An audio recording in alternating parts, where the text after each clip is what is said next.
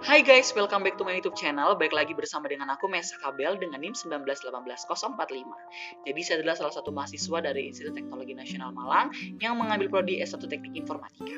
Jadi kemarin kita udah belajar nih mengenai database dan hari ini ada beberapa topik yang akan kita bahas. Antara lain kita belajar mengenai backend, kita akan belajar mengenai CRUD, create, read, update, sama delete, dan yang terakhir kita akan belajar mengenai report atau cetak data. So check this out. Nah, sebelum kita masuk ke dashboard atau tampilan website yang telah saya kerjakan, ada beberapa topik yang perlu kita bahas. Ada 3. Yang pertama adalah mengenai backend, ada mengenai CRUD, dan ada mengenai report atau cetak data. Kita masuk coba di backend. Nah, kalau teman-teman dengar kata backend, pasti teman-teman juga akan berpikir tentang front end, begitu. Dan kemudian apa sih bedanya antara front end dengan backend? Mari kita bahas. Untuk front-end sendiri itu biasanya fungsinya untuk mengembangkan tampilan situs mengenai HTML, CSS, dan juga JavaScript. Jadi kalau kita melihat website dengan tampilan yang menarik, biasanya kerjanya dari front-end, dari pengembangnya. Dan untuk back-end sendiri biasanya berfungsi untuk pengoptimalan atau kinerja yang baik supaya aplikasi atau website itu dapat diakses dengan baik. Kira-kira seperti itu perbedaan antara front-end dan juga back-end. Kita masuk di CRUD. CRUD itu singkatan dari create, read, update, dan delete. Nah, create sendiri itu berfungsi untuk menginputkan data. Untuk read itu berfungsi untuk membaca data. U itu update, berfungsi untuk mengupdate data. Jika ada kesalahan, kita mau membenarkan, kita bisa menggunakan U atau update. Dan terakhir ada delete atau menghapus data. Itu mengenai CRUD. Dan yang terakhir kita membahas mengenai report atau cetak data. Nah, biasanya kalau kita masuk di website, biasanya kita bisa tuh nyetak data hasil dari apa yang sudah kita kerjakan. Biasanya eksistensinya berupa EVS atau PDF, biasanya seperti itu. Tapi ada beberapa eksistensi lain yang bisa kita gunakan untuk cetak data. Nah, karena kita sudah membahas mengenai topiknya, sekarang kita langsung cus aja ke bagian dashboard tampilan website. Check this out. Nah, ini merupakan tampilan dari dashboard dari website yang telah saya buat. Saya mengambil tema Waterboom yang ada di Lampung sesuai dengan tema yang saya ambil pada awal mata kuliah. Nah, di sini kalau teman-teman lihat pada dashboard ada 5 data yang ditampilkan. Ada data visitor, ada data Waterboom, ada data hotel, data pembayaran, dan juga data refund. Di sini sementara datanya masih kosong. Jadi aku minta teman-teman untuk menemani aku untuk mengisi semua datanya. Kita masuk pada data visitor. Nah, pada data visitor, di sini kita harus menginputkan NIK, nama visitor, dan juga nomor handphone. Mari kita tambah data, kita masukkan di sini 1918045, NIM saya sendiri, dengan nama Mesa Kabel. Oke, nomor handphone saya sekian, 622972, kita coba simpan data. Nah, ternyata create-nya berhasil nih teman-teman, dan sudah di-read juga pada manajemen data visitor. Kita mau coba tambah data lagi. 18 Kita kasih namanya nama belakang saya aja, Biono Pramantani Tias. Nomor handphonenya 0737. Oke. Kita simpan data. Nah, ternyata ada kesalahan nih waktu kita masukin data visitornya. Kita bisa edit seperti metode CRUD. Ternyata belakangnya bukan 37 tapi 38. Kita bisa ubah di sini. Dan datanya secara otomatis bisa ditampilkan dan dirubah juga datanya.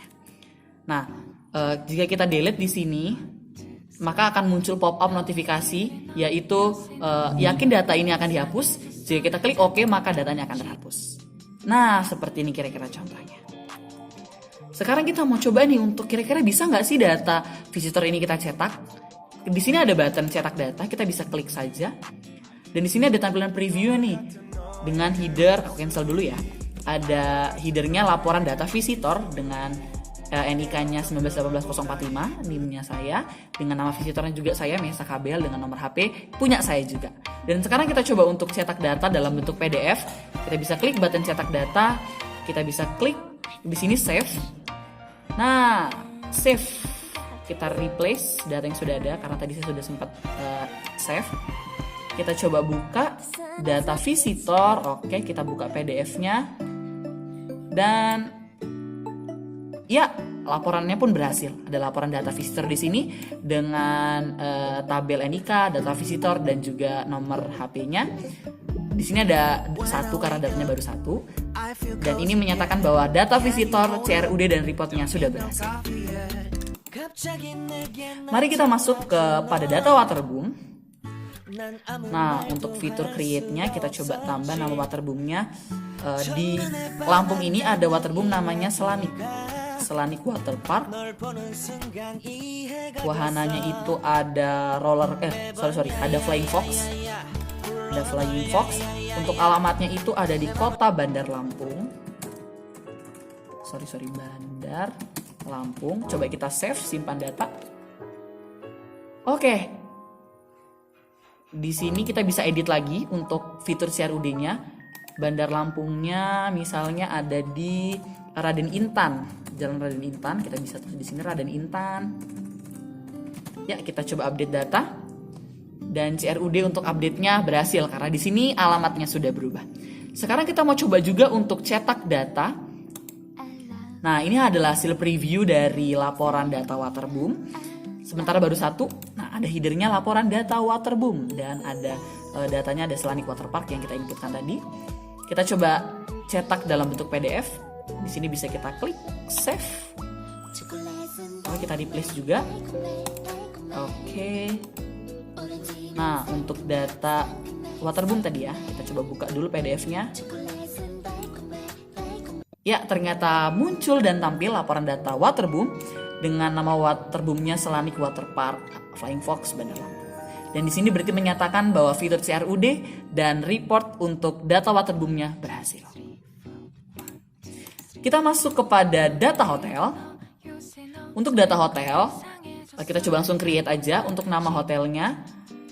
Di dekat rumah saya ada namanya Hotel Cahaya. Hotel Cahaya. Dan untuk alamatnya adanya di Kota Bumi. Kita bisa simpan data. Oke, coba kita edit karena ternyata alamatnya ini kurang lengkap. Kota Buminya di mana? Di Lampung Utara. Kita coba update. Dan ternyata update-nya berhasil. Dan sekarang kita coba untuk kita cetak datanya. Pada data hotel ini ada previewnya sama seperti data yang lainnya. Kita cancel. Kita melihat ada headernya di sini laporan data hotel dan ada Hotel Cahaya yang alamatnya ada di Kota Bumi Lampung. Kita mau coba cetak data hotel ini dalam bentuk PDF. Kita bisa klik cetak data, kita bisa klik save di sini. Kita replace karena juga saya tadi sudah download cetak data hotel. Kita buka data hotelnya.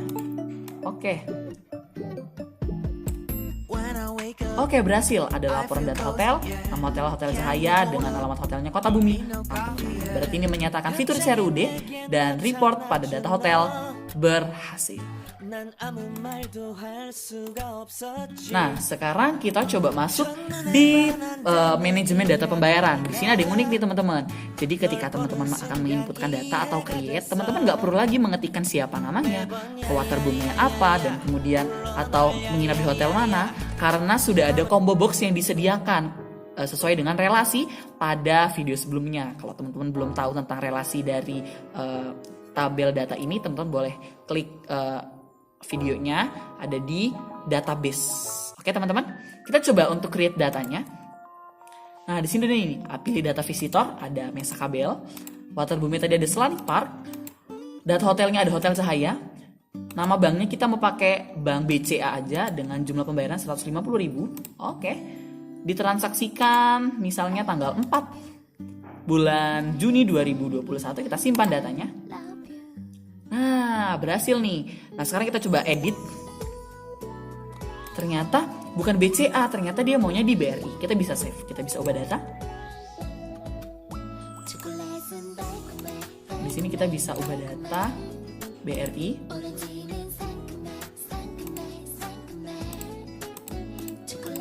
Oke.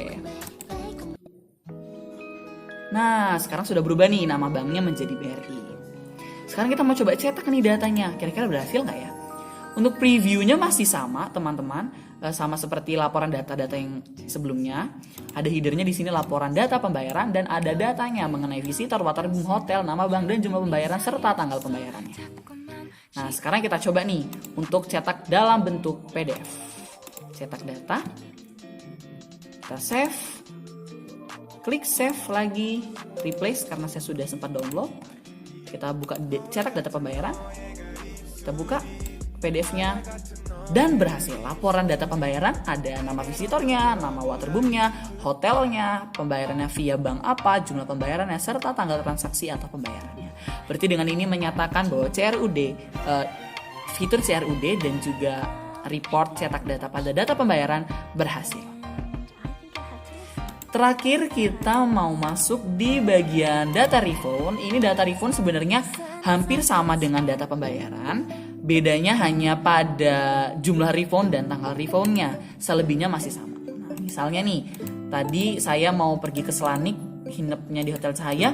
Ternyata di tanggal itu saya ada webinar untuk harus dihadiri sehingga saya nggak bisa jalan-jalan. Teman-teman bisa kita pakai model refund seperti ini. Transaksinya tadi karena kita bayar tanggal 4, misalnya kita cancel hari ini tanggal 6 karena kita baru tahu datanya.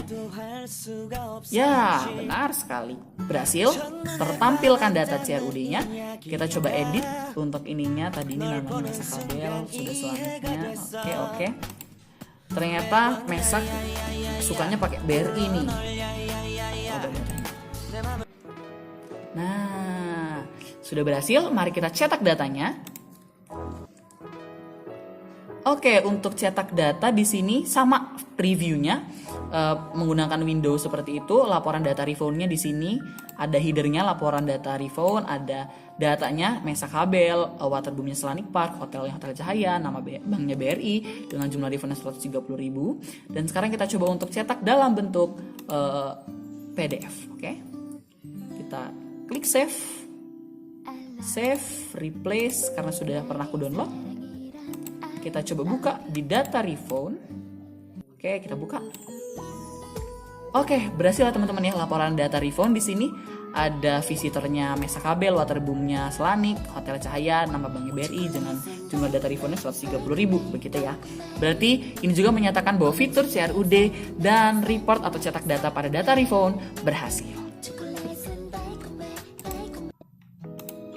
Nah, teman-teman, uniknya nih, ketika kita sudah mengisi data yang ada, maka pada halaman dashboard akan tampil nih indeks jumlah berapa sih data yang ada pada setiap data-data yang telah kita isi. Seperti contoh, data visitor tadi kita isi 1, data waterboom juga 1, data hotel juga 1, pembayaran juga 1, refundnya juga 1. Begitu. Jadi ketika kita update datanya, berapapun jumlah datanya maka akan tampil pada halaman dashboard. Kira-kira seperti itu untuk fitur CRUD dan report yang ada pada dashboard dan juga website yang telah saya kerjakan.